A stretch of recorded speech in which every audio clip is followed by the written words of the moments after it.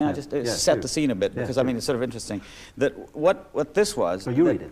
Oh yeah, okay.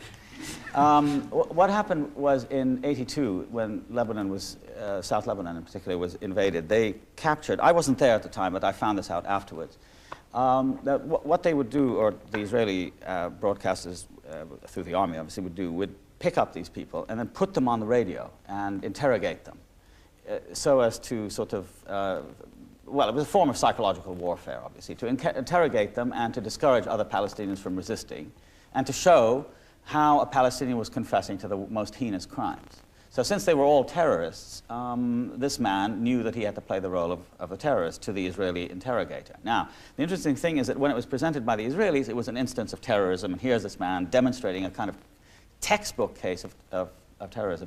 In Beirut, one of the ways I got this is that a cassette recording of this was made and played over in the evening as a way of entertaining people, how this Palestinian sort of putting on the Israeli interrogator. So, I mean, I'll translate some of the Arabic stuff in it. Israeli broadcaster, your name, captured Palestinian guerrilla. My name is Ahmad Abdul Hamid Abu Sitti.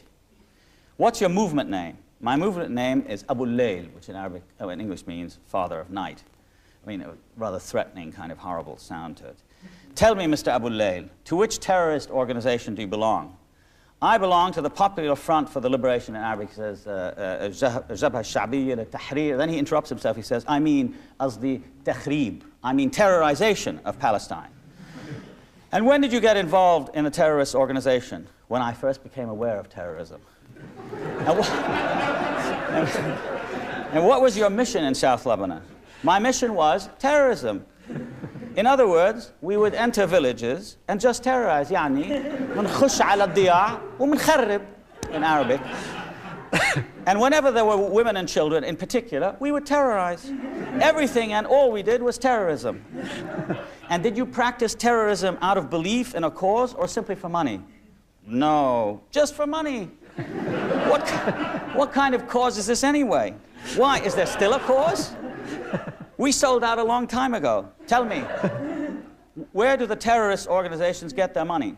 From anyone who will spare money for terrorism. In other words, from the Arab regime. I mean, it's incredible that that the Israeli, well, it goes on. I mean, it's obviously too long, but anyway.